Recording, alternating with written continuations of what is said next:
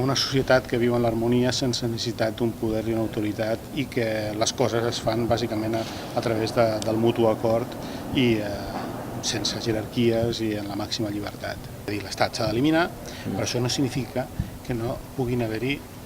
diferents institucions. De fet, els anarquistes tenen institucions com són els propis sindicats. En l'actualitat, l'anarquisme organitzat està relativament fragmentat, no té una estructura visible com podia haver estat la CNT dels anys 30. Hi ha un anarcosindicalisme que està dividit en diverses organitzacions, com la CGT i diverses CNTs. A més, cada CGT i cada CNT té un component d'autonomia molt gran, perquè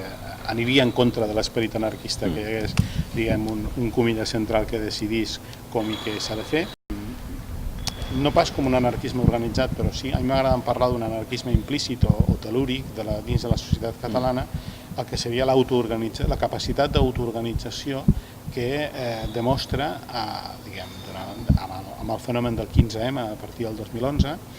i la seva presència en diverses iniciatives actuals, com podria ser, per exemple, les candidatures d'unitat popular, una determinada cultura política de l'acció directa i l'insubmissió que es pot veure, per exemple, a les plataformes afectades per la hipoteca o altres moviments socials. Idees com la nacionalització de la banca, idees com la de l'economia cooperativa, són tots idees que provenen del moviment llibertari. És a dir, mai en els últims anys els valors llibertaris estan tan presents en la vida quotidiana i, en canvi, les organitzacions, ara per ara, potser amb l'excepció d'una CGT que té un cert pes, però la resta d'organitzacions una mica poc rellevants. L'assemblearisme, per exemple, una certa austeritat econòmica i moral, qualsevol persona de la base el pot interpel·lar, i evidentment alguns dels continguts polítics, és a dir, hi ha una voluntat d'administrar la crisi a partir del principi de repartir,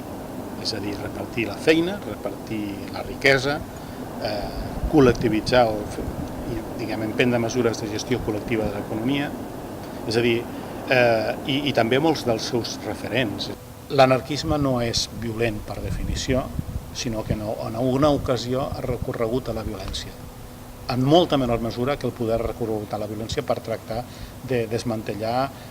la dissidència.